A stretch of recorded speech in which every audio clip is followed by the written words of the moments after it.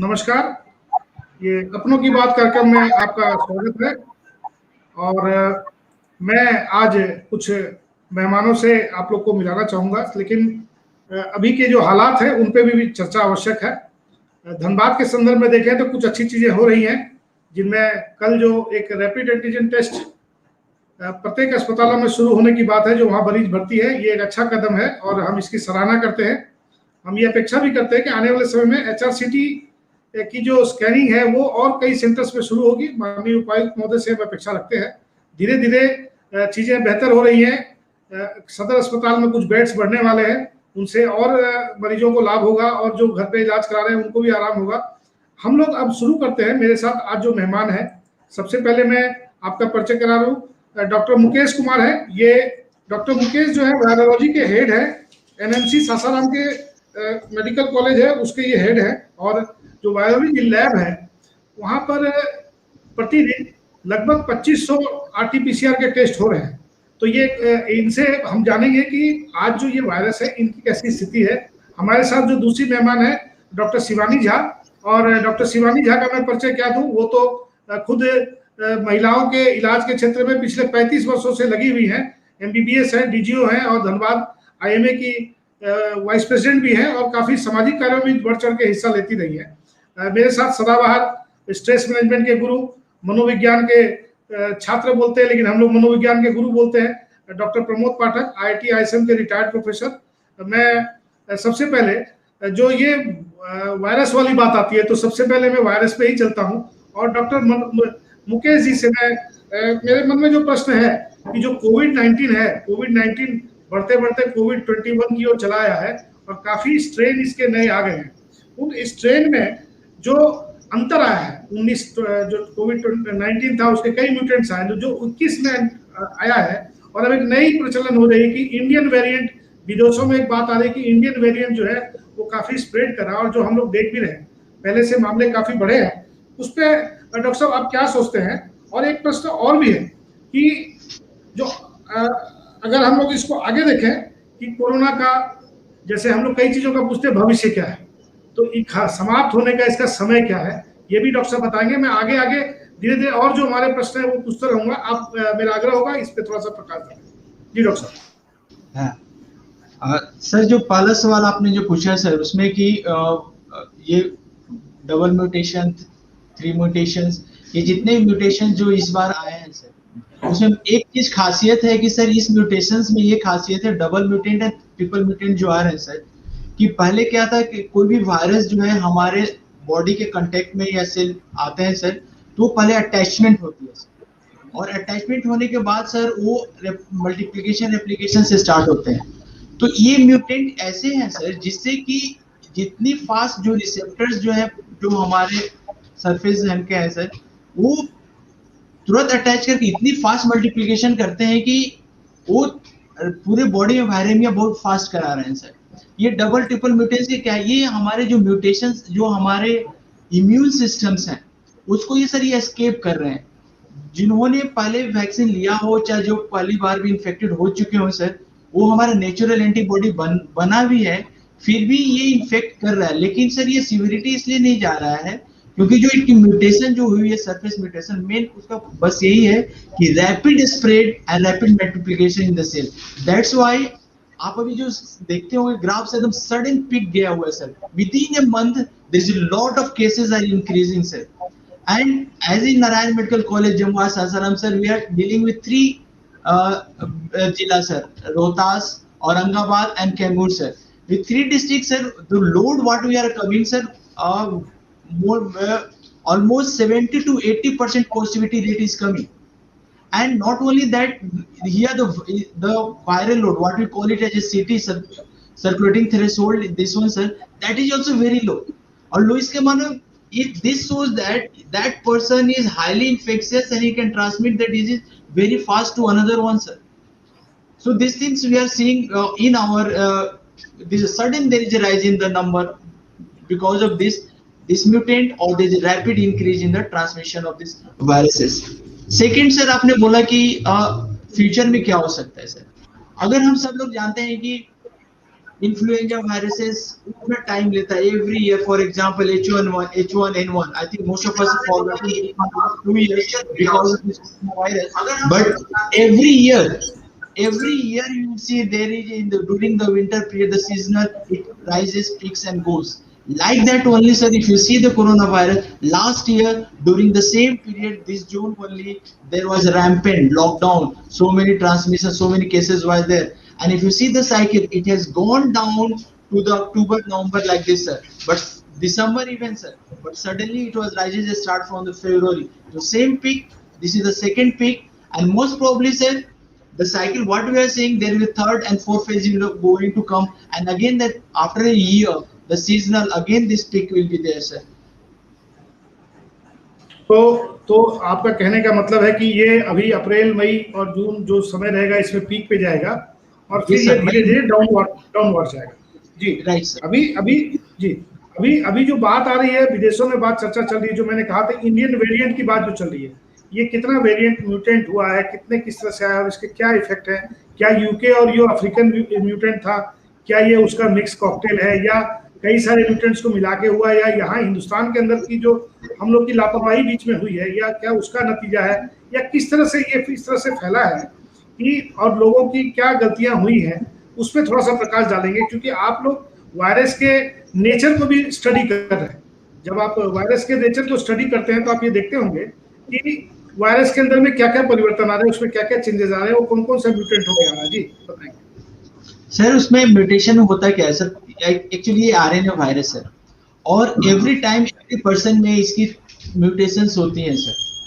तो इसकी mutation very more than हमारे पास sir hundreds mutation in India sir. I am telling less number but it is more than that.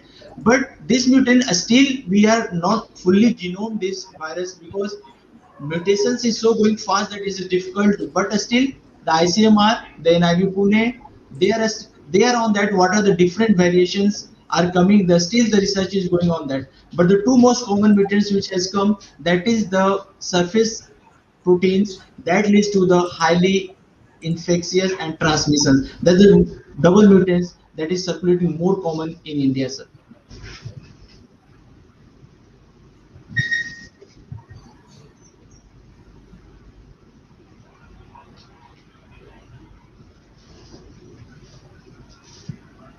चले गए.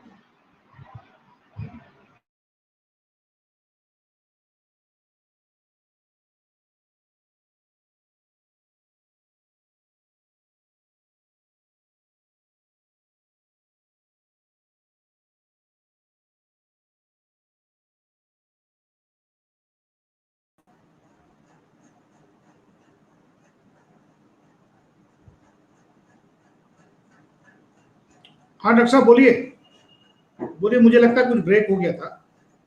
आवाज चली गई थी. So sir, more than sir thousands variants are there. In that the two most commonest जो variation जो circulate कर रहे हैं हमारे से E484Q and L452R. ये दोनों म्यूटेंट इतने फास्ट म्यूटेट कर रहे हैं सर, मतलब इन्फेक्टिविटी कर रहे हैं और फास्ट स्प्रेड के जो ये हैं सर, ये हमारे इम्यून सिस्टम को इवेट करके ये मल्टीप्लिकेशन ज्यादा कर रहे हैं सर. और स्टिल अभी WHO I think within 2 days it's going to release the different types of mutants which are circulating sir. जी. एक बात और डॉक्टर साहब की जो 18 वर्ष से ऊपर है या अभी जो 45 से ऊपर को भी किया गया, तो बहुत सारे लोगों के मन में इस वैक्सीनेशन को लेकर कुछ शंकाएं हैं. तो एज ए वायरोलॉजिस्ट आप वैक्सीनेशन के प्रति, जैसे कुछ लोग कहते हैं कि इसमें काफ़ी तकलीफ होती है या ये कहते हैं इसमें बुखार हो जाती है और कोई कॉम्प्लिकेशंस होते हैं, तो इसकी जो रेट्स आई हैं वो 0.03-0.04% आई हैं. जो इफेक्टेड लोग हैं जिनको कुछ दोबारा कोविड का खतरा जो हो रहा है, तो इस पे आप क्या कहना चाहेंगे, लोगों को क्या संदेश देते हैं कि वो अपने आप को कैसे प्रिपेयर करें कि ज्यादा से ज्यादा लोग वैक्सीनेशन कराएं, जबकि हमारे देश में 15 करोड़ से अधिक लोगों ने वैक्सीनेशन करवा लिया है, तब ये हालात है, और वैक्सीनेशन स्पीड करके इससे बचा जा सकता है, ये भी बात बार बार लोग बता रहे हैं। आप इस पे क्या कहना चाहेंगे? सर मेरा जो राय इस पे सर, जो हमारी नारायण मेडिकल कॉलेज में जो हमने स्टडी किया सर, हमने जो वैक्सीन जब शुरू हुई थी सर, हमने अब तक जितने भी लोग थे उनको वैक्सीन देने से पहले हमने उनके ब्लड सैंपल लिए थे सर, और हमने ये जाना कि आपका सीरो प्रिवेलेंस दैट टाइम कितना था, कितने में एंटीबॉडी रही सर, और हमने मोर देन 3000 लोगों का डाटा जो कलेक्ट किया सर। आफ्टर वैक्सीनेशन जो सेकेंड डोज से पहले 28 दिन से पहले हमने उनको डाटा जब एंटीबॉडी कलेक्ट किया सर, तो ये जब हमने देखा 0.23% के ऐसे लोग थे जिनमें की इम्यून सिस्टम मतलब एंटीबॉडी डेवलप नहीं हुआ था सर। उसमें से सर कुछ लोग जो थे 4 से 5% जो हमारे कुछ लोग थे जो उन्होंने वैक्सीन नहीं लिया था सर। और ये जब हम दोनों चीज को कंपेयर कर रहे हैं आज के डेट में, those who have vaccinated and those who have not vaccinated, जो वैक्सीनेटेड हुए हैं sir, they have got the mild symptoms of body ache, fever, throat irritations, only that much they have got, but they have not gone so far to the hospital or to the ventilation or to the oxygen level. Even those who has not taken 4 or 5, I can say by name, they have gone till the ventilation bed, they on the oxygen right now also sir. So my suggestion, my request to all of you, whatever the rumors it is coming in India, just forget it. If the vaccine is not doing good, but it is not going to harm also, but definitely as a virologist, as a microbiologist, definitely there will be a antibody going to form, and our immune host is going to protect us from moving towards the severity. So the best part is that till now so much rumors were there. There are certain people who told I'll not take this vaccine because of the political reason, but tell you sir, they at the end they have come and take, by after they knowing that that person has not taken and something had happened, they have running and they're rushing to get this vaccine. So I'll request all the people, because government is providing us a good quality of vaccine, either Covaxin or Covishield, whoever where are there, they can aram say take the vaccine. There is no harm in that. There is no complications after taking vaccine. There is no few contraindication are there, except that like lactations and pregnancy, but that is, I think ma'am will elaborate more. That also everybody can take it, and it has a definitely 90% to 70% there is a no severity, and they can live happily. हम आगे बढ़ेंगे। हमारे साथ doctor Shivani Jha हैं।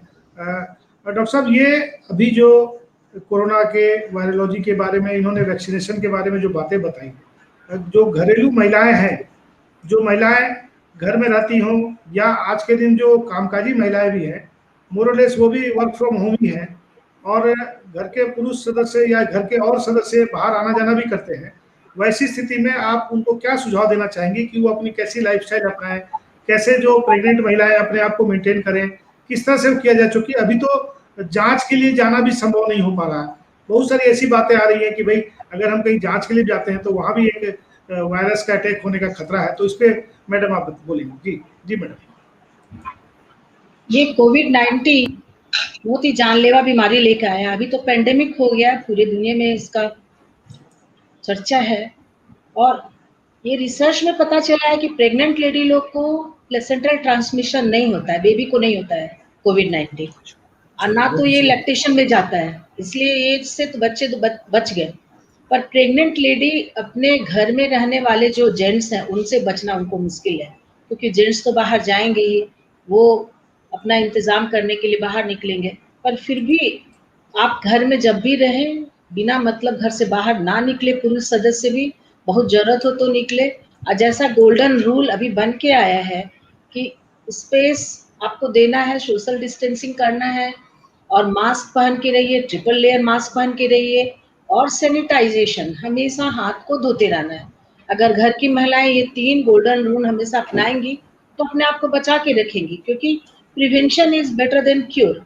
तो prevention आपका first line of treatment भी है यहाँ पर, और इन सब चीज़ों से बचा जा सकता है। पर गर्भवती महिलाओं को कुछ खास चीज़ों का ध्यान देना होगा, क्योंकि प्रेगनेंसी में हमारी इम्यूनिटी लेवल काफ़ी कम हो जाती है, और इस कम की अवस्था में अपने आप को बूस्टअप करना है, थोड़ा अपने को एक्सरसाइज करना है, खाने पे ध्यान देना है, बैलेंस डाइट लेना है, अपने आप को हाइड्रेट करके रखना है, मेडिटेशन का रोल है इसमें, और प्राणायाम को तो खास करके रोल है, क्योंकि ज़्यादा एक्सरसाइज अभी प्रेग्नेंट लेडी नहीं कर सकती हैं, पर अपने सांस के एक्सरसाइज से अपने ऑक्सीजन की कैपेसिटी को बढ़ा सकती हैं। और डेफिनेटली अगर आधे घंटे तक वो प्राणायाम करती हैं तो काफ़ी उनके इम्यूनिटी लेवल बूस्टअप होता है। और जैसा कि कहा गया है कि जिसका भी इम्यूनिटी लेवल कम रहेगा कोरोना आ जाएगा, इसलिए बचने के लिए जैसे जिंक है, लिमसी है, विटामिन सी है, विटामिन डी है, और हीमोग्लोबिन लेवल हमेशा ठीक रखना है प्रेग्नेंट लेडी को, और ग्रीन वेजिटेबल वगैरह ज़्यादा करके लेना है, प्रोटीन में एग्स वगैरह लेना है, और नॉनवेज भी खा सकती हैं। इसमें नींद अपना प्रॉपर होना चाहिए, पूरे 10 घंटे का स्लीप होना चाहिए। प्रेग्नेंट लेडी लोग 2 घंटे दोपहर में और रात में करीब 7 से 8 घंटे तक वो कंप्लीट नींद लें, तो इम्यूनिटी बूस्टअप होगा, और इससे इस बीमारी में लड़ने की क्षमता हमारी बढ़ेगी। दूसरा बात है कि जो हमारे घर के कहीं भी लक्षण ऐसा दिखाई देता है, फ्लू का जैसा अगर इफ़ेक्ट किसी लेडीज़ को होता है, तो तुरंत अपने डॉक्टर को कंसल्ट करें। आजकल टेलीकम्युनिकेशन से भी कंसल्ट कर सकते हैं, और नहीं हो तो अगर गाइडलाइन जो एम्स का भी आया है और गाइडलाइन जो दिया है उसमें आप सिंपल एजिथ्रोमाइसिन, क्योंकि डॉक्सीसाइक्लिन प्रेगनेंसी में आप नहीं ले सकते हैं, इसलिए एजिथ्रोमाइसिन लें। अगर फीवर है तो पैरासीटामोल लें, और जितने विटामिन्स बताए, जिंक है, लिमसी है, बी कॉम्प्लेक्स है, आयरन है, कैल्शियम, ये सब तो लेंगे ही। साथ में बोला जाता है, हमारा ऑस्ट्रेलिया ने स्टार्ट किया है काढ़ा का, काढ़ा जरूर पिए, और नहीं हो तो लेमन टी लें। और सबसे अच्छा रोल है कि अगर आप अपने सांस को ब्रीदिंग होल्डिंग जितना कैपेसिटी को बढ़ा सकते हैं, ये एक तरह से टेस्ट भी है कोरोना का। अगर आप टेस्ट करने के लिए बाहर नहीं जा सकते हैं तो घर में ब्रीदिंग होल्डिंग कैपेसिटी को बढ़ाइए। थोड़ी देर के लिए डीप इंस्पिरेशन लेके कुछ देर सांस को रोकिए, और घड़ी से देखिए, अगर 15 सेकेंड, 20 सेकेंड, उसके बाद 30 सेकेंड, ऐसे कैपेसिटी बढ़ा रहे हैं आप, और जब आपको फ्लू लाइक इफेक्ट होता है, ये कैपेसिटी आपका घटता जा रहा है और सांस लेने में तकलीफ हो रही है, तो तुरंत ही अपने फिजिशियन को कंसल्ट कीजिए, क्योंकि एक सर्टेन लेवल के बाद फिर आपको हॉस्पिटलाइज होना पड़ेगा। जैसा कि माइल्ड केस में है कि अगर ऑक्सीजन लेवल आपका 94 तक रहता है, कोई बात नहीं है, 94 से लेके आपका 90 तक हो जाता है, मॉडरेट है, 93 से नीचे ऑक्सीजन लेवल जाता है तो आपको हॉस्पिटलाइज होना पड़ेगा। ऑक्सीजन सपोर्ट की ज़रूरत मॉडरेट में भी पड़ता है और सीवियर में भी पड़ता है। तो इस तरह से अपने कुछ-कुछ टेस्ट करके अपने आप को बचा के माताएँ रख सकती हैं। कोशिश करें कि भीड़ वाले इलाके में ना जाएँ, अननेसेसरी कोई भी घर में कुछ भी प्रोग्राम वगैरह नहीं करें, और अपने बच्चे के लिए थोड़ा ध्यान दें कि उसका भी इम्यून सिस्टम ठीक रहे, बच्चे को भी बचाना है। इसलिए किसी गायनेकोलॉजिस्ट के कंसल्ट में रहेंगे। बच्चा अगर डिलीवर कर जाता है, अगर कोई कोविड पॉज़िटिव मदर है, तो फिर बच्चे को वहाँ पे मदर से बचाना है, तो बचा तो नहीं सकते, ब्रेस्ट फीडिंग तो करना ही है, और ये प्राइमरी अधिकार भी है उसका, बच्चे का। तो ट्रिपल लेयर मास्क पहन के, जिसको हम बोलते हैं 95 N95 मास्क पहनना है, ट्रिपल लेयर सर्जिकल मास्क पहन सकते हैं, घर का बना हुआ जो रीयूजेबल होता है, वॉशेबल होता है, वो मास्क पहन के आप ब्रेस्ट फीडिंग करें, और बच्चे को कपड़े को उसका सब चीज़ को स्टरलाइज करें, सैनिटाइज करें, और उस घर में बाहर के कोई लोग नहीं आए, एक तरह से आइसोलेटेड ही वो मदर रहे। और कभी-कभी प्रेगनेंसी में अगर कोविड हो गया और वो ब्रेथलेस माइल्ड से मॉडरेट, मॉडरेट से अगर सीवियर में चली गई, तो सीवियर में जाने के पहले ही मॉडरेट में ही ट्रीटमेंट करना है। माँ का लाइफ फर्स्ट देखना है। अगर बेबी मैच्योरिटी लेवल तक आ जाता है तो ठीक है, अगर नहीं मैच्योरिटी लेवल पे आता है तो प्री मैच्योर भी बेबी को सिजेरियन के द्वारा निकाल करके माँ को बचाना है हम लोग को यहाँ पर। इसलिए कॉम्प्लिकेशन बोलते हैं बच्चे में, माँ जहाँ कोविड पॉजिटिव रहती है ज़्यादा होता है, पर ये नहीं है कि माँ के चलते हुआ है, बच्चे के प्री मैच्योरिटी के चलते वहाँ कॉम्प्लिकेशन ज़्यादा होते हैं। और अभी जैसा इम्यूनाइजेशन का है तो माँ तो ले नहीं सकती है ना, लैक्टेटिंग मदर ये वैक्सीनेशन नहीं ले सकती, इसीलिए उनका ख्याल करना घर के पुरुषों का भी हक बनता है कि उनको ध्यान दें और उनके लिए कम से कम अपने को बचा के रखें। और गोल्डन रूल जो 3 है हमारा, सोशल डिस्टेंसिंग, मास्क और सैनिटाइजेशन। हर 1-1 घंटे पे हाथ को वॉश करते रहे, बाहर से आए तो वॉश करें, 15 सेकंड के लिए हाथ को 7 स्टेप में वॉश करना है।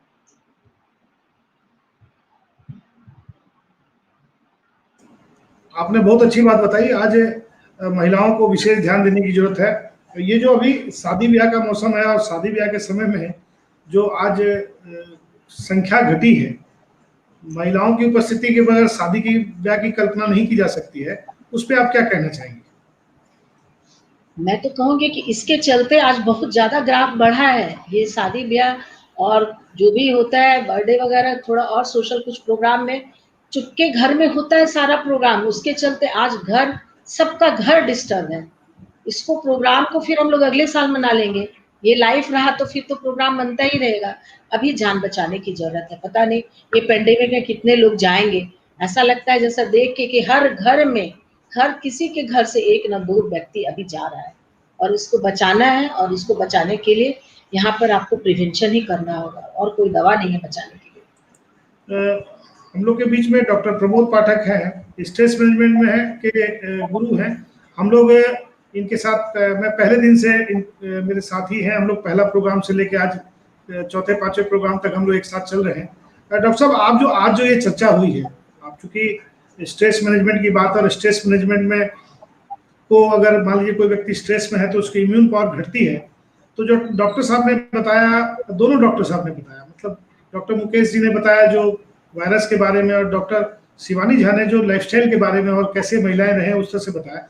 आप महिलाओं को क्या टिप देना चाहेंगे कि वो अपने स्ट्रेस को कैसे मेंटेन करें और अपने घर को किस तरह से सुरक्षित रखें?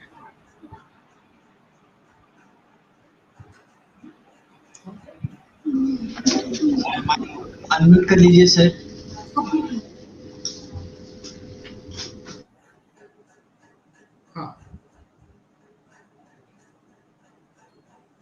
स्ट्रेस का जहां तक सवाल है, तो स्ट्रेस में सबसे बड़ी ताकत उम्मीद और आस्था, यानी कॉन्फिडेंस एंड होप, इसका है। अब ये कॉन्फिडेंस एंड होप, इंडिया जो हमारा देश भारत है, इसमें जो सबसे बड़ी ताकत हमारी रही है वो रिलीजियस फेथ की रही है। और देखिए मतलब अक्सर हम लोग देखते हैं कि कई बार जो हमारे फेथ के चलते मेडिकल साइंस में मिरेकल होता है, जिसको डॉक्टर लोग मिरेकल बोलते हैं, उसमें भी फेथ का रोल है। तो एक तो हमें अपनी आस्था ईश्वर में बरकरार रखनी पड़ेगी। और जिसको देखिए वेस्टर्न साइंस में हम लोग मेडिटेशन की बात करते हैं, यहाँ भी बहुत से मेडिटेशन गुरु आ गए हैं, लेकिन मेडिटेशन एक प्रैक्टिस है। जैसे मान लीजिए वो बुद्धिस्ट का और तिब्बतन लोगों का एक माइंडफुलनेस है, वो एक तरह का अलग प्रैक्टिस है। लेकिन हमारे देश में मेडिटेशन और माइंडफुलनेस का चलन उतना नहीं है। हमारे देश में रिलीजियस जो प्रेयर्स हैं उनकी बड़ी आस्था रही है। देखिए एक तो दिक्कत ये हुई है कि हमारा जो रिलीजियस कांग्रेगेशन था, पहले घरों में वो सामूहिक पूजा होती थी, कीर्तन होता था, वो बहुत बड़ा स्ट्रेस बस्टर था। लेकिन अभी तो चूंकि फैमिली ही बिखर गई ना, अभी तो समझिए कि जिसको न्यूक्लियर फैमिली बोलते हैं, तो मियाँ बीवी और बच्चे, तो इसलिए ये थोड़ा सा स्ट्रेस तो बढ़ गया है फैमिली सिस्टम के चलते। लेकिन अगर आप नियमित रोजाना प्रेयर्स करते हैं तो प्रेयर का बड़ा महत्वपूर्ण रोल है। इनफैक्ट अब तो मेडिकल साइंस में भी लोग मानते हैं कि भाई एकदम से आप इसको एविडेंस बेस्ड रिसर्च नहीं दे सकते, लेकिन इतना तय है कि अगर आप बढ़िया से प्रेयर करके ब्लड सैंपल लेंगे तो आपके ब्लड सैंपल में जो अच्छे हार्मोन्स हैं, जैसे जो जिसको फील गुड हार्मोन्स बोलते हैं, डोपामाइन, ऑक्सीटोसिन, एंडोर्फिन्स, इस तरह के हार्मोन्स का सिक्रीशन बढ़ेगा। और जो नेगेटिव हार्मोन्स हैं जैसे कॉर्टिसोल हैं, उनका सिक्रीशन कम होता है। तो प्रार्थना और पूजा ये एक तरीका है जिसके जरिए महिलाएं अपने आस्था के जरिए अपनी इम्यूनिटी को बढ़ा सकती हैं। इम्यूनिटी, देखिए सबसे दिक्कत क्या है कि इम्यूनिटी का घटने का सबसे बड़ा कारण है भय और तनाव।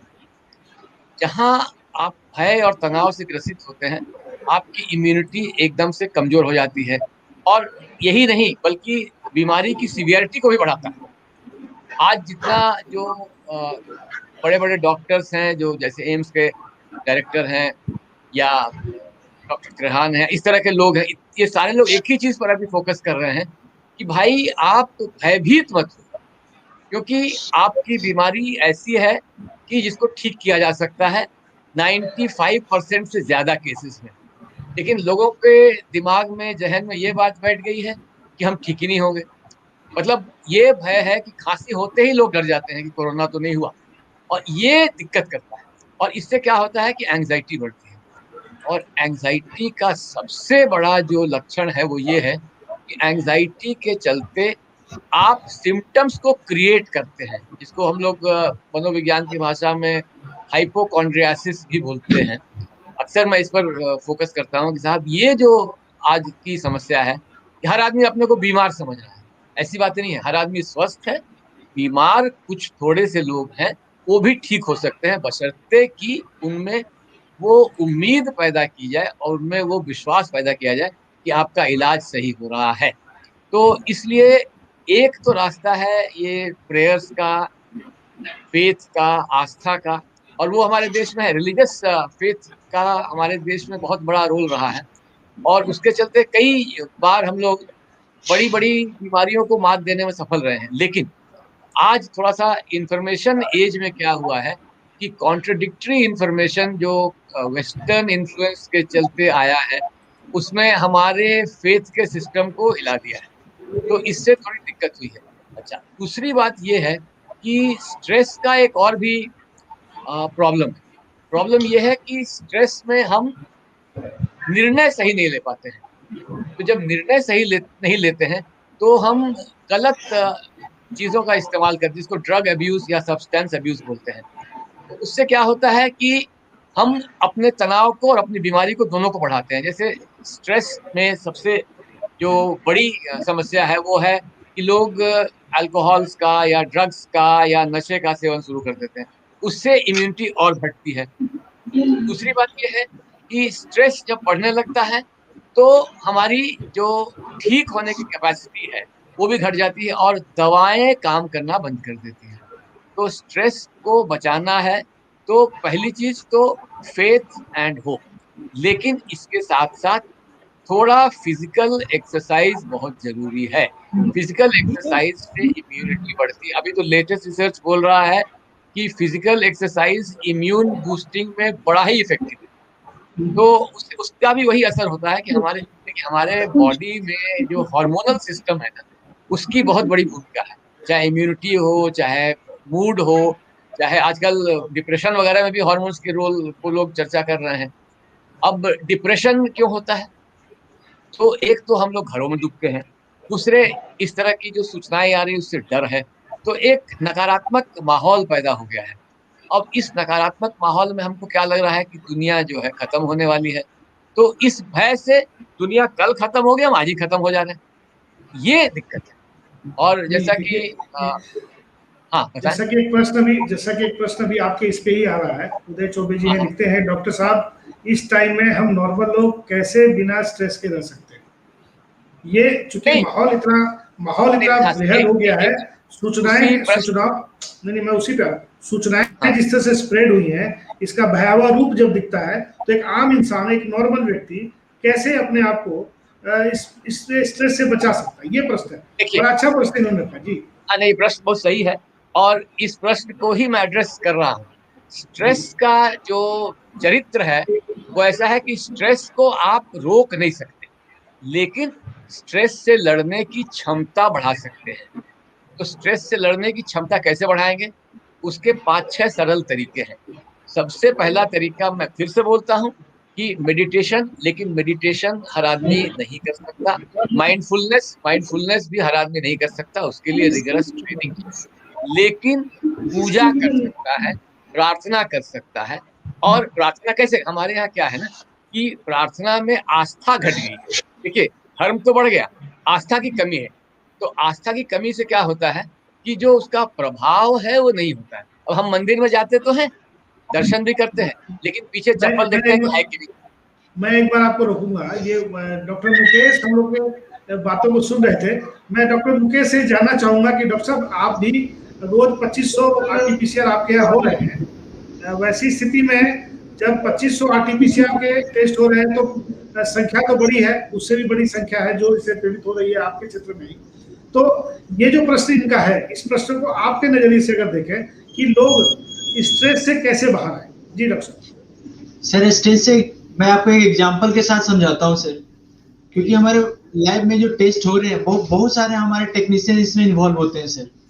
और जब ये डाटा पॉजिटिविटी आती है, जब मीडिया में सुनते हैं सर, ये थोड़ा डर जाते हैं।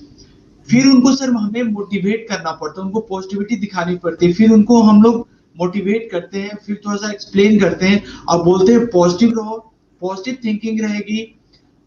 स्ट्रेस थोड़ा भी आएगा तो हमारे बॉडी में negative hormones, negative enzymes secrete होने लगते हैं। और जब ये निगेटिविटी एंजाइम्स हार्मोन्स हमारे बॉडी में जब सीक्रेट होते हैं ना, तो we start feeling sign and symptoms that I am suffering from this. For example sir, आप देख लीजिए, सडनली आप गाड़ी चला रहे हैं, सडनली कोई आता है सर, आप ब्रेक लेते हो, आप देखते हो कि आपकी पल्पिटेशन कितनी बढ़ जाती है। You thought I am gone now. So ये जो एक्सट्रीम थॉट है ना सर, इस एक्सट्रीम थॉट को हमको नैरो करना। नैरो कैसे कर सकते हैं?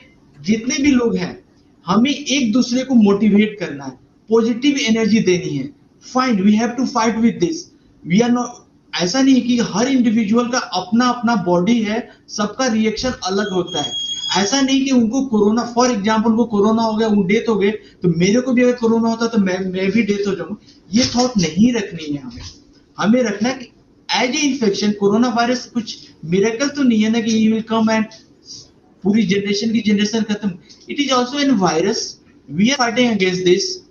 Our body will develop the immune system within few years and months, and everybody will be having the herd immunity, and we can fight. Now after that it will become a normal virus.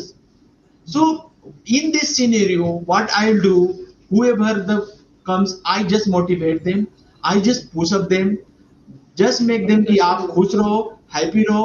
Exercise करना है, जैसे sir ने बताया, exercise करना है, हमें stress में बिल्कुल ही नहीं जाना है। जैसे प्रमोद सर ने बताया, घर पे हम लोग जो ब्रीदिंग एक्सरसाइज है हम लोग वो कर सकते हैं। बहुत सारे योगास हैं, किसी के आप बाबा रामदेव का ले लीजिए, किसी का करते हैं, या मैक्सिमम आज तो है कि अगर दिन में if you find time whole 24 hours, जैसे कि नमाज के बढ़ते हैं या प्रोन पोजीशन में आप लेट के 2 तकिया 3 तकिया आप रखें अपने कमर पे, एक अपर चेस्ट पार्ट में यहाँ रखें और निकल, और आप इसमें कम से कम 15 से 20 मिनट 2-3 बार एक्सरसाइज करेंगे तो लंग एक्सरसाइज बढ़ते हैं। होता है क्या है, वायरस तो आया, पॉजिटिव तो हो गया, इसका मतलब ये नहीं कि आई एम डेड। वायरस आया, नॉर्मल होगी, उसके बाद सेकेंडरी कॉन्सिक्वेंसेस होते हैं कि जो हमारे लंग में जाते हैं और लंग में हमारी जो न्यूमोनिया टाइप के सिम्टम्स आते हैं। लेकिन अगर हम लंग की ब्रीथिंग एक्सरसाइज से अगर हम एयरेशन पूरा रखेंगे, ये आएगा नहीं, because you don't use whole of your lung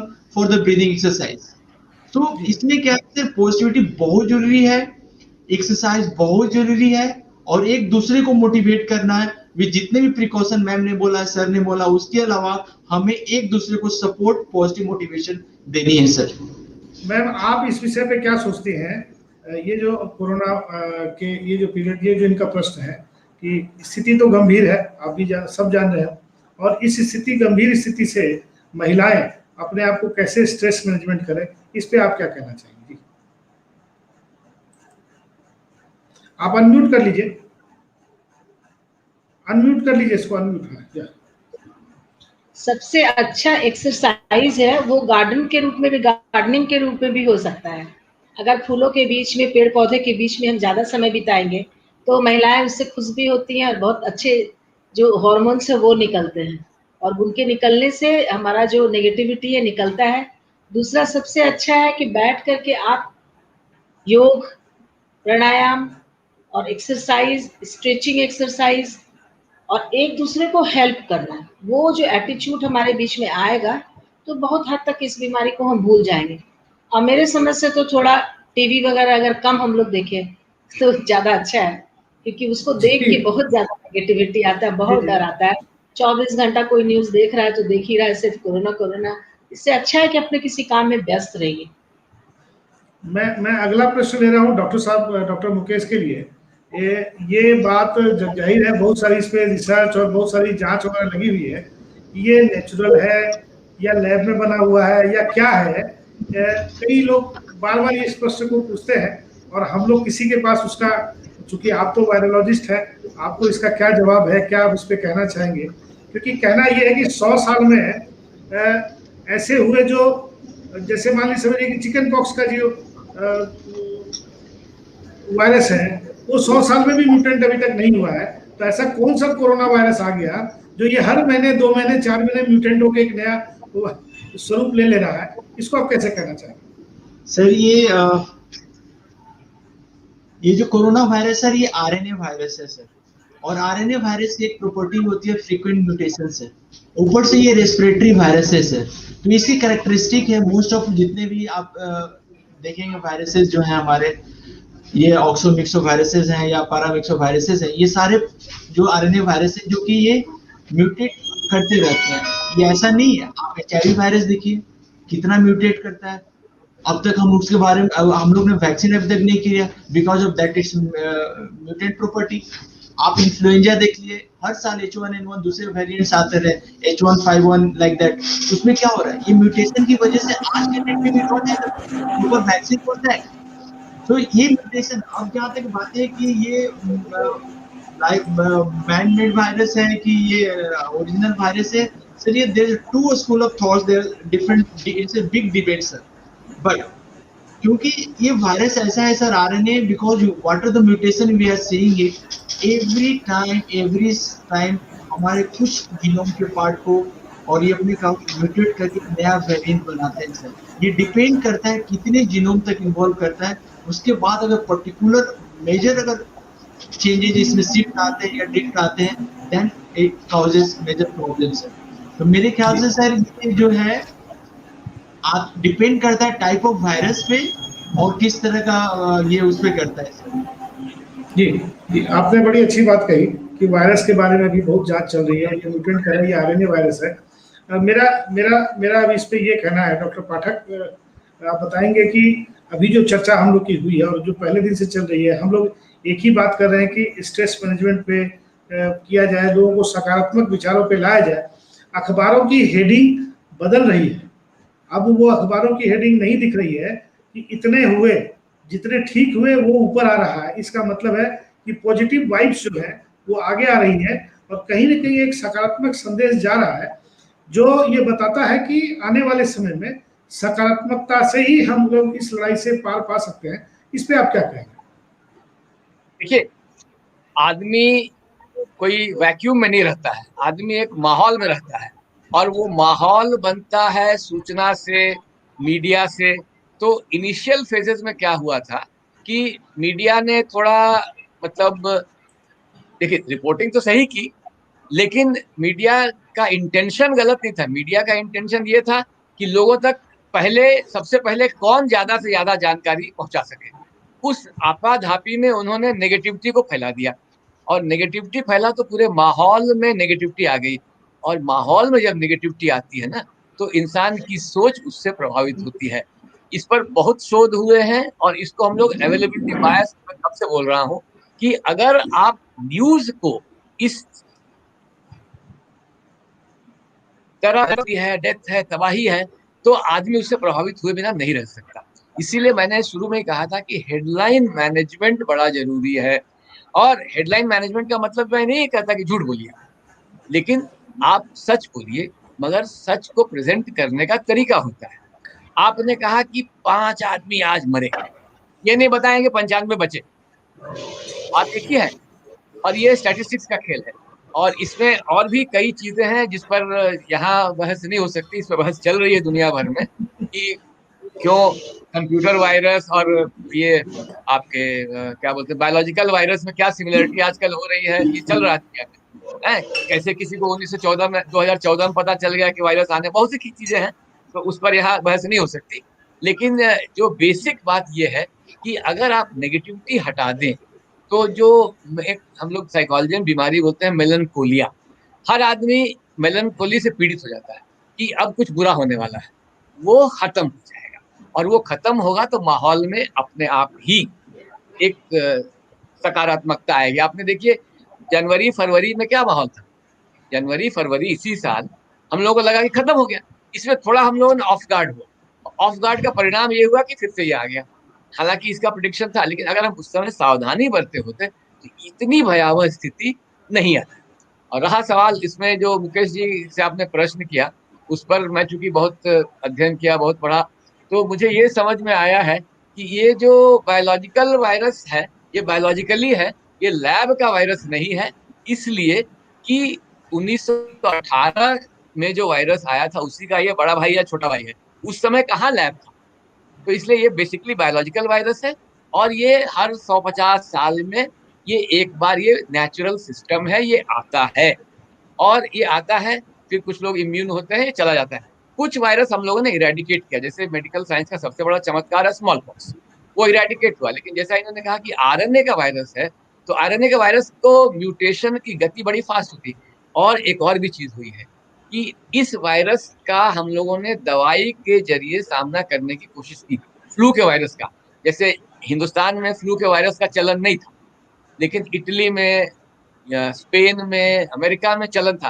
तो उसका नतीजा ये हुआ कि देखिए ये जो मतलब ये आरएनए का जो ये वायरस है ये बहुत जल्दी म्यूटेट होगा और हमारा जो इम्यून सिस्टम है वो इसको फेस नहीं कर पाएगा। आजकल तो बैक्टीरिया भी म्यूटेट कर रहा है बहुत फास्ट, और मल्टी ड्रग रेजिस्टेंट बैक्टीरिया की जो समस्या है बहुत भारी समस्या है। तो वो ये कारण है। इसलिए आप जो ये पूछ रहे हैं कि साहब ये लैब में बना कि नहीं बना, तो इसमें मेरा पक्का मानना है कि लैब में नहीं बना है, ये प्योरली बायोलॉजिकल वायरस है। और इस तरह का शगुफा ये कई कारण होते हैं, नहीं तो जैसे सद्दाम हुसैन के लिए भी यही कहा गया था कि बायोलॉजिकल वायरस है, उसको हमला करके इराक खत्म कर दिया, वायरस उरस कुछ मिला नहीं। तो ये सब पॉलिटिकल चीजें हैं और हम लोग इसको हम लोग को जांच पे छोड़ना होगा, इस पे हम लोग अपना मंतव्य नहीं दें। ये जांच का विषय है, हम लोग ये इतना ज्यादा जांच करते हैं उसी में गड़बड़ हो जाता है, जांच के चलते ही गड़बड़ होता है। ये लैब का मामला है या बायोलॉजिकल है, जो भी है ये भविष्य का विषय है, वो पता चलेगा हम लोग को भविष्य आने वाले समय में। भविष्य जैसे भविष्य में जैसे इराक के बारे में पता चला, जी जी जी, वो भी है और कई बार अलग अलग चीजें पता चलती हैं। फिर हम लोग आते हैं डॉक्टर साहब के पास। डॉक्टर मुकेश जी, आपने एक अच्छी बात बताई कि वायरस को किस तरह से देना चाहिए, इसको ब्रीफली बताया। 18 वर्ष के ऊपर के लोगों को जो अभी वैक्सीनेशन के लिए प्रक्रिया शुरू हुई है 1 मई से, आप उसमें क्या संदेश देना चाहेंगे, क्या आप लोगों को एडवाइस करना चाहेंगे कि वो कैसे करें, क्या करें? क्योंकि ग्रामीण क्षेत्रों में मैं अभी लगातार जो हमारी बातें हो रही हैं, ग्रामीण क्षेत्रों में तो अभी भी वो जागरूकता नहीं आई है कि लोग जल्दी से इसको वायरस को ले पाए। तो आप इस पे क्या कहना चाहेंगे, आप क्या संदेश देना चाहेंगे ग्रामीण क्षेत्रों में या 18 वर्ष से युवाओं को, ऊपर के युवाओं को जो वायरस देने की बात है, उस पर आपका क्या संदेश, थोड़ा ब्रीफली बताएंगे इसको। जी डॉक्टर सर, जहाँ तक कि आपने बोला कि गांव में थोड़ी सी ये है, तो सर ये हम जितने भी यंग युवाज हैं, इस माध्यम से जो पोर्टल पे हम लोग देख रहे हैं सर, इस माध्यम से भी हम इसको प्रोपेगेट कर सकते हैं लोगों तक, इसकी अहमियत बता सकते हैं कि वैक्सीन की कितनी अहमियत है। आपके रीजन में या कोवैक्सीन दी जा रही हो या कोविशील्ड दी जा रही हो, आप जितने भी लोग हैं विद प्रिकॉशंस जो हैं, पहले तो अगर आप चाहते हैं कि सडन जहां भी वैक्सीन दिया जा रहा हो, इस तरह का पोर्टल सिस्टम, इतने चैनल बनाए गए हैं कि हर गांव की ज्यादा दूर पे वैक्सीन नहीं लग रही है सर। हमारा प्लेस जो नारायण मेडिकल है, सासाराम और डेयरी के बीच में जमुआर एक प्लेस है, वहां पे है सर। और यहाँ पे जितनी भी अगल बगल जितने भी विलेजेस हैं, लोग यहाँ इंक्वायरी करने के लिए आते हैं, क्योंकि हम एडवर्टाइज करते हैं कि 1 तारीख से सबको 18 साल, तो इससे लोग हमें पूछते हैं फोन से। तो जहां जहां भी पीएससी है, सीएससी है, मेडिकल कॉलेजेस हैं, या जितने भी नर्सिंग होम है जिसको की अथॉरिटी दी गई है वैक्सीन देने के लिए, लाइसेंस दिया गया है, वो कृपया इस चीज को कैसे भी by media, by WhatsApp, by Facebook इसको स्प्रेड करें। साथ में ये भी स्प्रेड करें कि जब आप आते हैं वैक्सीन लेने के लिए तो आप पहले से फिजिबल हो तो आप रजिस्टर करके आ जाए, क्योंकि मोर देन 18 ईयर्स और 45 के बीच में मैक्सिमम विथ फ्यू एक्सेप्शन जितने भी लोग हैं सब लोग मोबाइल, व्हाट्सएप, इंटरनेट यूज कर रहे हैं और सबको पता है कि कोविन ऐप पे जो है हम लॉगिन करके हम जा सकते हैं। इससे क्या होगा कि जो साइट है वहां पे रश नहीं होगी, आपका रजिस्टर्ड होगा, आप टाइम से आएंगे और टाइम से जाएंगे। अब इसमें होगा कि अगर हमें ये भी बतानी चाहिए सबको कि एक जगह में एक दिन में कुछ लिमिटेशंस दी गई हैं। ऐसा नहीं कि हमारा लिमिटेशन सिर्फ 100 लोग का है और 300 लोग आ गए, अब वहां पे सर बहुत क्यूस होने वाली है। तो इसमें क्या है कि हमारा जो एडमिनिस्ट्रेशन है, लोकल एडमिनिस्ट्रेशन, उनका भी रोल बहुत अहमियत है। How to spread this message, ये मैसेज तो हो सकता है जो सीएससी पीएससी में जो सीएमओज हैं या बाकी जो सिस्टर जो आशा सिस्टर हैं वो ये करें कि for example Narayan medical college में वैक्सीन 1 तारीख से लग रहा है, उनको 100 सैंपल दिया गया है, 100 वैक्सीनेट करने के लिए दिया गया फॉर एग्जांपल, तो वो ऐसा करें कि लोग 100 ही रजिस्टर करके आए या 100 लोग ही आए। अगर बाय द वे 100 के ऊपर कुछ लोग आ जाते हैं, कृपया करके अगर बोल दिया जाता है तो चुपचाप अपने घर चले जाए। इससे क्या होगा कि सर हेल्दी वैक्सीनेशन भी होगी, किसी को तकलीफ भी नहीं होगी और इससे क्या होगा कि मैसेज जाएगा, एक से एक मल्टीप्लाई होगा। सर मैंने लिया, एक पॉजिटिव एनर्जी आती है। क्या पॉजिटिव एनर्जी? यार I am vaccinated, now I will not go for the severity, I will not that negative what extreme with it, अब तो मैं गया, कोरोना हो गया, मैं तो मर गया, ये थॉट भी नहीं आएगी। इस तरह की चीजें सर या तो लोकल एडमिनिस्ट्रेशन, हमारी मीडिया, या तो हम पोस्टर लगा के इस तरह की चीजें हमें स्प्रेड करना चाहिए ताकि लोग जागरूक हों और लें, ताकि हमारा यंग जो जनरेशन है, जो हमारे फ्यूचर है, उनको हमें मजबूत पॉजिटिविटी देनी है। सर अगर वो मजबूत हो गए तो they can handle both extremes. तो ये कार्यक्रम का उद्देश्य भी यही है डॉक्टर साहब कि हम लोग इस पूरी जागरूकता अभियान को सकारात्मक सोच के साथ अपनों की बात अपनों तक पहुंचाने का जो प्रयास हम लोग कर रहे हैं, ये अपनों की बात अपनों तक पहुंचाने का प्रयास ही सिर्फ इस बात के लिए हो रहा है कि जो सूचनाएं प्रामाणिक नहीं है, प्रामाणिकता के साथ बाजार में अवेलेबल नहीं है, व्हाट्सएप यूनिवर्सिटी और फेसबुक यूनिवर्सिटी से आ रही है, जिनको कई जगह पीआईबी ने भी उसको रिजेक्ट किया है कि ये सारी सूचनाएं गलत हैं, उन सूचनाओं को आपके जैसे जानकार लोगों के माध्यम से, आपके जैसे साइंटिस्ट लोगों के माध्यम से लोगों तक जब हम लोग पहुंचाने का प्रयास करेंगे तो मुझे लगता है कि उसका एक पॉजिटिव इम्पैक्ट आता है। मैं फिर एक बात पे आता हूं कि जो 45 से ऊपर के लोग हैं, ऐसे बहुत सारे लोग हैं जो वैक्सीन लेने से हिचक रहे हैं, ये हिचक कैसे खत्म हो, इस पे आप क्या कहना चाहेंगे? क्योंकि ये प्रश्न बार बार आ रहे हैं, जब तक वो लोग वैक्सीनेशन नहीं कराएंगे तब तक हम लोग वैक्सीनेशन की प्रक्रिया से जब तक पार नहीं होके जाएंगे तब तक हमारे पे खतरा बरकरार रहेगा। आवाज आ रही है सर? हाँ, आपकी आवाज आ रही है डॉक्टर साहब, बोलिए। ठीक है सर, सर वीडियो रुका हुआ है। हाँ, तो मैं ये बोल रहा था सर, उन तक मैसेज पहुंचाना सर आप जैसे लोगों का काम है, हमारे जैसे जो डॉक्टर्स हैं, हमारे जैसे जितने भी प्रैक्टिशनर हैं, ये जो पॉजिटिविटी दिखाएं सर, निगेटिव नहीं कि सुई लेने से आपको दर्द होगा, सुई लेने से आपको ये परेशानी हो जाएगी, वो नहीं बोलनी है।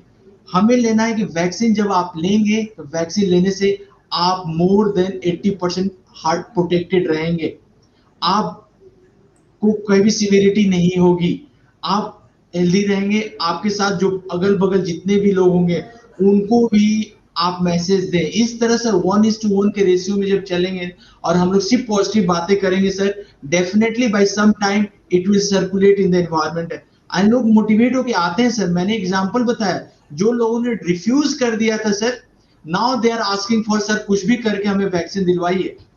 सो this is how we are doing it sir. तो छोटे छोटे भी अगर हम लोग क्लब कर देंगे तो सर मैक्सिमम हम कवरेज कर सकते हैं सर। इसमें सर आप जैसे लोग, हमारे मीडिया, हमारे पोस्टर्स, हमारे लोकल एडमिनिस्ट्रेशन एंड हमारे हेल्थ के जितने भी डॉक्टर्स नर्सेज हैं, ये सर उनकी वजह से सर हो सकता है, पॉसिबल है सर, इट कैन सर।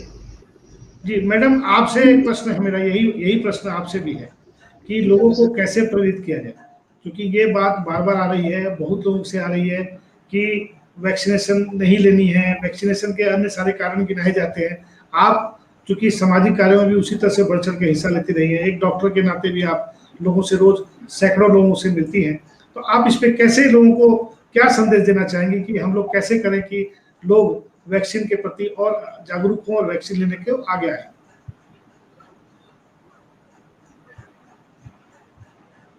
ये तो अब एक तरह से पता ही चल गया, डाटा भी आ गया कि जो लोग वैक्सीनेटेड हुए उन लोगों को अगर दोबारा भी इन्फेक्शन हुआ तो मॉर्बिडिटी ज़्यादा नहीं हुआ, हॉस्पिटलाइजेशन का नौबत नहीं आया।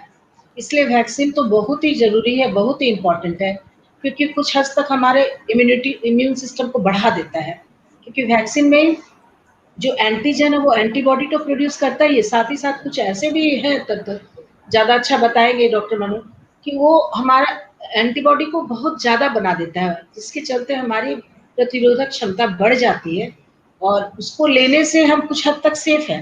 पर ऐसा नहीं है, कभी कभी हुआ है कि अगर इन्फेक्शन का पीरियड 1 या 2 दिन रहा है उसको, वो कोविड एक्सपोजर में आया है मरीज और उसके बाद वैक्सीन ले लिया, पर अब वो वैक्सीन तो अभी काम नहीं करेगा उसका, क्योंकि उसके पहले से उसका एंटीबॉडी एंटीजन कोरोना का चला गया है।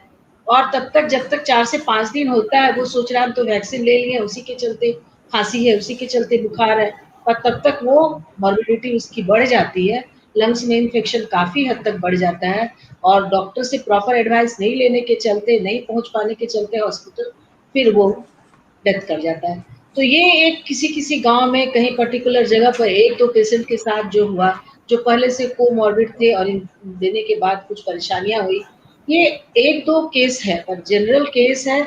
जितने लोगों ने लिया है वो अभी तक से इन्फेक्टेड नहीं हुए हैं, अगर थोड़े इन्फेक्टेड भी हुए हैं तो हॉस्पिटलाइजेशन का नौबत नहीं आया है, ऑक्सीजनेशन फॉल नहीं किया है, हिपोक्सिया की स्थिति नहीं आई है। जी जी, देखिए एक ए शर्मा जी जी एक ए शर्मा हमारे जुड़े हुए हैं हमारे, उन्होंने एक अपील जारी की है कि मैं एक मेडिकल स्टाफ हूं और सबसे अपील है कि स्वदेशी टीका पूरी तरह सुरक्षित है।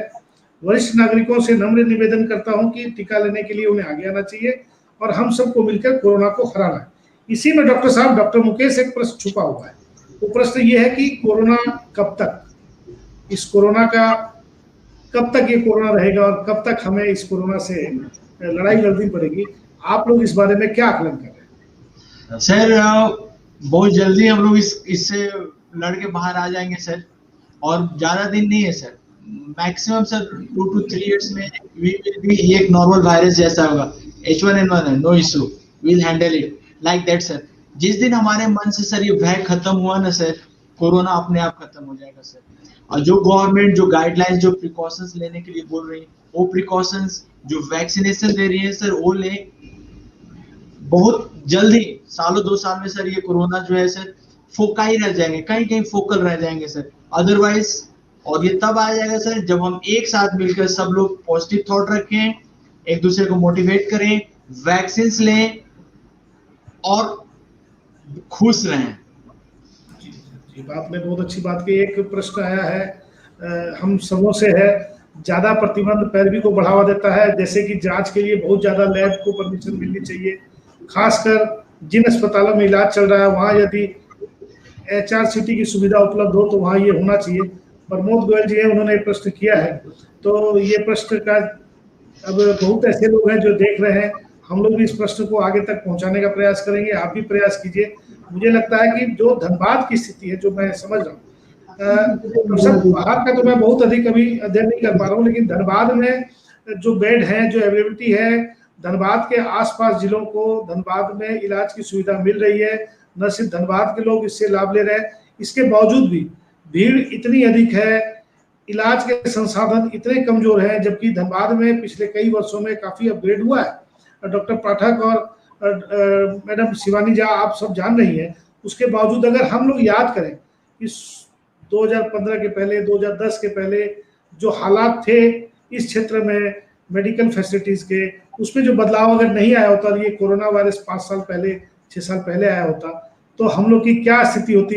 मैडम, आप इस पे क्या कहना चाहेंगे? आप तो सब चीजों को देख रही है, धनबाद की स्वास्थ्य व्यवस्था को भी समझ रही है, IMO को रिप्रेजेंट भी करती है, तो आप कैसे देखती हैं इसको? पहले तो जो सरकार का गाइडलाइन है उसको फॉलो करना है, अपने आप में डिसिप्लिन में रहना है, तभी हम इसको हरा पाएंगे। और सिर्फ दिखावे का अगर हम डिसिप्लिन करते हैं और मास्क सोशल डिस्टेंसिंग, सैनिटाइजेशन, इस सब पे ध्यान नहीं देते हैं, तो फिर कितना भी सरकार का पॉलिसी आए, कितने भी हम पे नियम बनाए जाए, फिर वहीं के वहीं रह जाएंगे और फिर दूसरा, तीसरा, चौथा पिक हम देखने के लिए तैयार रहेंगे। इसलिए सबसे ज़रूरी है जो गाइडलाइन है उसको फॉलो करना और गोल्डन रूल को फॉलो करना। नहीं, मेरा मेरा प्रश्न ये था कि हम आज के 5 साल 7 साल पहले जो धनबाद की स्वास्थ्य व्यवस्था थी और आज जो स्वास्थ्य व्यवस्था हुई है, जिसमें आप गौर करेंगे कि धनबाद में इलाज कराने के लिए कोडरमा से, गिरिडीह से, दुमका से, पाकुड़ से, जामताड़ा से, मधुपुर से, इतने जगहों से लोग आते हैं, आसपास के कई जिलों से लोग यहाँ इलाज के लिए आते हैं।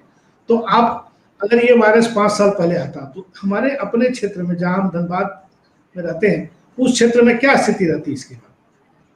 और स्वास्थ्य के क्षेत्र में भी पिछले 1 सालों में नहीं, अगर 5 साल पहले आता, स्वास्थ्य क्षेत्र में बहुत अच्छा तो नहीं कहेंगे, पहले से तो बहुत सुधार नहीं हुआ, बहुत हॉस्पिटल तो नहीं बने और ना ही उतने पैरामेडिकल स्टाफ बन पाए, ना डॉक्टर लोगों ने उतना कुछ ज्वाइन किया, इसलिए बहुत ज़्यादा सुधार तो नहीं है। फिर भी इतने पहले अगर आए होते तो शायद और ज़्यादा ये मोर्टेलिटी बढ़ता। पर अभी जो धनबाद में कार्यक्रम हो रहा है, जिस तरह से ये जो नए डीसीए, इसके अंडर में जो कोविड हॉस्पिटल बन रहा है, जो आपका सदर हॉस्पिटल का चालू हुआ और मेडिकल कॉलेज में जो काम हो रहे हैं, सब प्राइवेट हॉस्पिटल में भी कोविड बेड बना, तो आज की स्थिति तो अच्छी लग रही है। जी जी।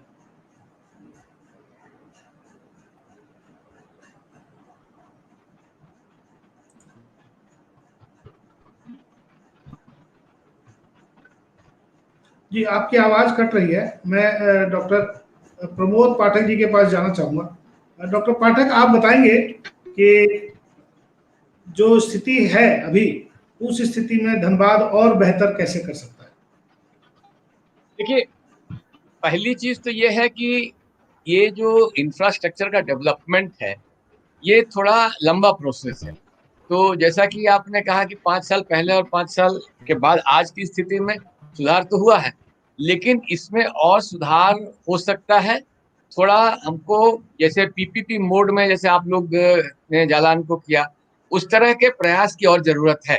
और मुझे लगता है कि देखिए, जैसा कि डॉक्टर मुकेश जो अपना नारायण मेडिकल कॉलेज से आए हैं, मैं उनके अक्सर जाता हूँ लेक्चर वेक्चर देने के लिए। तो देखिए, अब सासाराम जैसी जगह में उन्होंने क्या किया है कि जहाँ से मैक्सिमम लोग या तो पटना जाते थे या बीएचयू जाते थे, अब उसमें से आधा लोग नारायण मेडिकल कॉलेज कैटर करता है। तो धनबाद भी, जहाँ से लोग कलकत्ता या बाहर जाना चाहते हैं, अगर थोड़ा सा हम लोग पीपीपी मोड में जाएं और थोड़ा सा इंफ्रास्ट्रक्चर और डेवलप हो, तो ये जो हमारा फ्लाइट ऑफ पेशेंट्स है, ये काफी हद तक रुकेगा। और जो हमारे झारखंड के क्षेत्र हैं, जैसे आपने कहा ये गोड्डा, गुमला, इस तरह के जगह हैं, वहाँ के लोगों को धनबाद और अच्छी तरह से कैटर कर सकता है, लेकिन उसमें थोड़ा और इंफ्रास्ट्रक्चर की जरूरत है, तो वो टाइम लगेगा। तो चलते चलते हम लोग डॉक्टर मुकेश से एक अंतिम जो सुझाव है, जो आज आज इस कार्यक्रम में आप जुड़े, इस कार्यक्रम से लोगों को जो लाभ होने वाला है, कई लोगों के विचारों में जो सकारात्मकता है, वायरोलॉजिस्ट के कड़े कठिनाई भरे इस समय में जो आपकी जिम्मेदारी है, उस जिम्मेवारियों के बावजूद भी आपने जो समय निकाला है, इसमें आप क्या कहना चाहेंगे? इसके बाद जो हम लोग को और क्या करना चाहिए, जो 1 मिनट में आप अपनी बात कर सकते हैं, बताएंगे सर? मैं तो बस इतना ही कहूँगा सर कि 2 गज दूरी, मास्क जरूरी और सब लोग वैक्सीनेट ले लें और अपने आप को बस बाय एनी मीन्स अपने आप को खुश रखना है, पॉजिटिविटी रखना है और we can fight, come back करना है सर, बस सिंपल करना है। तो डॉक्टर पाठक, आप अंतिम में क्या कहना चाहेंगे जो आज की डिबेट हुई है उसको देखते हुए? देखिए, आज के तारीख में हमारी सबसे बड़ी कामयाबी होगी अगर हम ज्यादा से ज्यादा लोगों को वैक्सीनेशन लेने के लिए मोटिवेट कर सके, क्योंकि अभी हमारा greatest line of defence vaccination ही होगा और इस पर एक सघन अभियान चलाने की जरूरत है। लोगों में विश्वास जगाने की जरूरत है। देखिए, वैक्सीनेशन से इन्फेक्शन होने की संभावना भले न घटे, लेकिन सिवियरिटी 101% कम होती है। और इसलिए लोगों में ये विश्वास जगाना है कि vaccination is safe and vaccination is securing your life. तो इस पर कैंपेन जरूरी है। तो इसमें अंत में मैं इस बात को यहाँ रोकूंगा कि आज की जो हम लोग की जो डिबेट है, एक वायरस क्या है, वायरस के इफेक्ट क्या है, वायरस कैसे बदल रहा है, वायरस के प्रति कैसे सचेत रहना है। डॉक्टर मुकेश ने बहुत अच्छे तरीके से, बहुत एलेबरेटली सारी बातों को खोल के रखा, जो शायद इस माहौल में जिस तरह का उनके पास अभी समयाभाव है, एक दिन में 2500 RT-PCR वहाँ पे इनके सेंटर में हो रहे हैं, 2500 RT-PCR का मतलब महीने में 75,000 RT-PCR के इनके टेस्ट हो रहे हैं, और आप उस दबाव को हम समझ सकते हैं। तो मैं यही लोगों से अपील करूंगा कि भाई मास्क जरूर लगाएं, मास्क लगाए बगैर आप घर से बाहर न निकलें। आप एक बात ध्यान रखें, मास्क आवश्यक है। मास्क को ट्रिपल लेयर मास्क, जैसा कि मैडम ने बताया, ट्रिपल लेयर मास्क होना चाहिए। सैनिटाइजेशन जरूर करें। घर आए तो आप याद करें, जब हम लोग कभी घाट जाते हैं, घाट जाके जब वापस आते हैं तो हम कैसे अपने कपड़ों को साइड में टांगते हैं, साइड में रखते हैं, और अपने आप को सीधा बाथरूम के अंदर जाके नहा धो के फिर घर पे आते हैं। तो अभी जो समय है उससे भी कड़ा है ये, अभी उससे भी कड़े नियम की जरूरत है। और हम लोग को चाहिए कि जब कभी हम बाहर जाएं, बहुत जरूरी हो तो बाहर जाए, और बाहर जाके जब घर आए तो अपने आप को वैसे ही सैनिटाइज करें, वैसे ही अपने आप को बचाएं। और 2 गज की दूरी, जो बाजारों में अभी भी जो देखने को मिल रहा है कि जो सब्जी बाजार में हम लोग जा रहे हैं, कोशिश करें कि घर की बनी हुई कोई भी चीज, बेसनों से बहुत सारे खाने के सामान बन सकते हैं। बहुत ऐसे घर में साधन है जिनका इस्तेमाल करके चीजें बनाई जा सकती है। कम से कम बाजार जाए, बहुत आवश्यक हो तो बाजार जाए।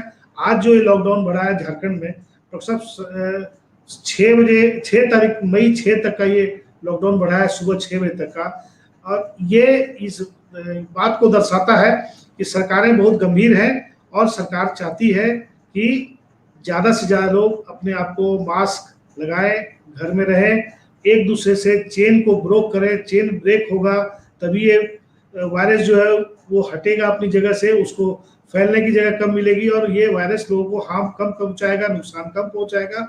मैं चलते चलते, मैडम आप बीच में डिस्कनेक्ट हो गई थी, आप ये जो अंतिम है इसमें क्या संदेश देना चाहेंगी, जो अंतिम हम लोग का क्षण चल रहा है? जी, आवाज नहीं आ रही, आवाज नहीं आ रही।